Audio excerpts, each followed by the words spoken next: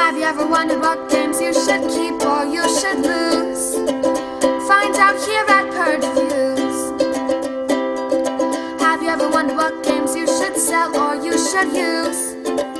Find out here at Purge Reviews. Find out on our top 10 list what games you cannot miss. Don't forget to subscribe to Purge Reviews.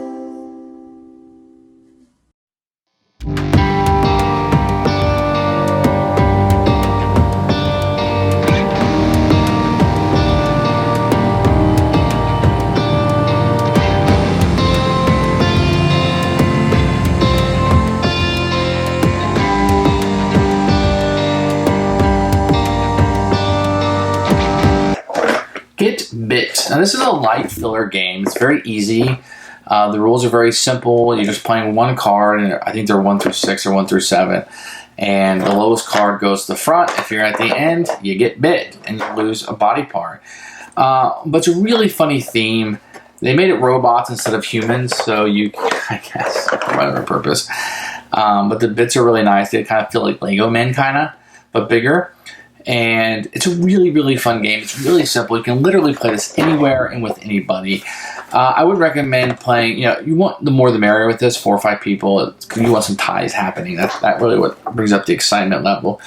But Get Bit is a really fun game. And there's a deluxe version, which I might actually upgrade to. But this is what I call the cheapy version. And it plays fine. You don't need a deluxe decked out version of this. It's just cards and some miniatures here that you can pull the parts off of.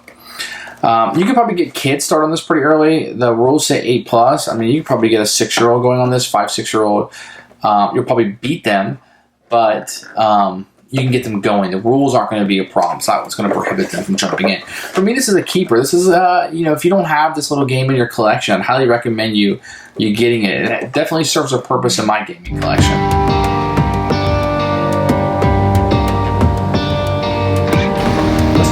Get Bit. This is my version of it. It's not the deluxe version, it's just the regular version.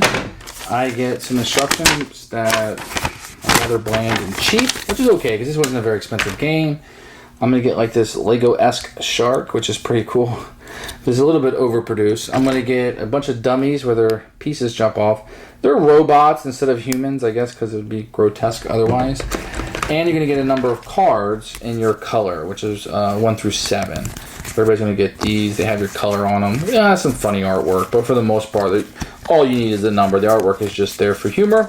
The cards are pretty good. I mean, this wasn't a very expensive game. 1, 2, 3, 4, 5. There's enough for 6 people here.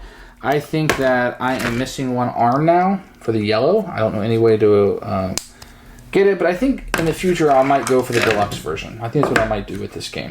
But these are components. These characters are really neat. The way they... Well, I'm missing a yellow arm, but they're really neat the way they play. Like it a lot.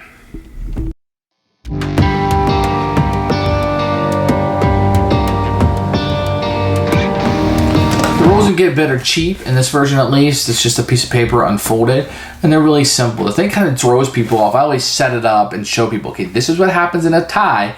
You don't move in if you have the lowest number, and the next lower number goes ahead of you. So if you're in the back, you do not want to tie because you get bitten by the shark. But I play that out and it's like, oh, I get it, that kind of moment. So you'll be up and running in 2 minutes. Rules are fine.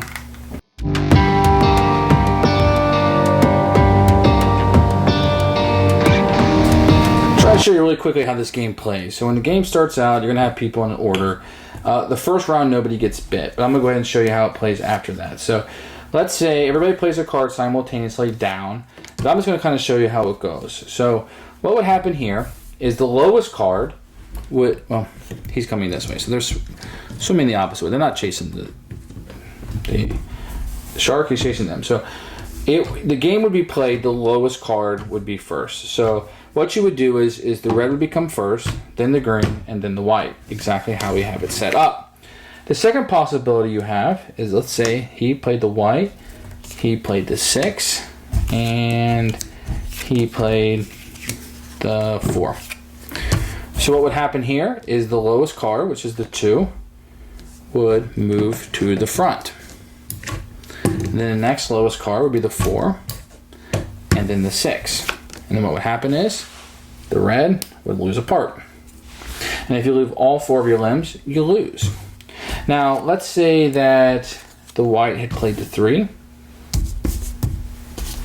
The green had played to 3. And the red had played to 4. So if you tie, nothing happens. So the red would move to the front, green would go to the back, red would go up here, and green would lose a limb. So if you tie, you stay in the order that you're in. So you don't want to tie all the time. The game becomes guessing. If everybody plays 1 on the first turn, well, that's dumb because you're wasting your 1. Once you play a card, you don't get to pick it up again until you only have 1 card remaining or you get bit. When you get bit, you can pick up all your cards again. So if you're playing cards and doing well, you don't necessarily, if I knew that they had played a 2 before and he had played a 2, let's say in a previous turn, then the green is now safe to play the 2 because nobody else has 1.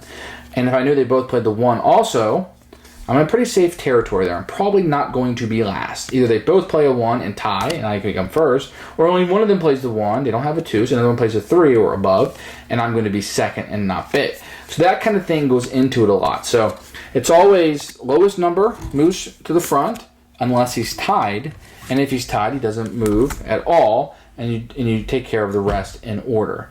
If you're playing with a lot of people, there can be a lot of ties. There could be no ties. But ties are usually not good because that means you're going to be somewhere near the back. Once it gets down to 2 players, so let's say red came out and get down to 2 players, then he just eats whoever's in the back. You don't play anymore at that point. Otherwise, there is player elimination, but it's a very quick, fun game, and player elimination does not bother me in this one at all.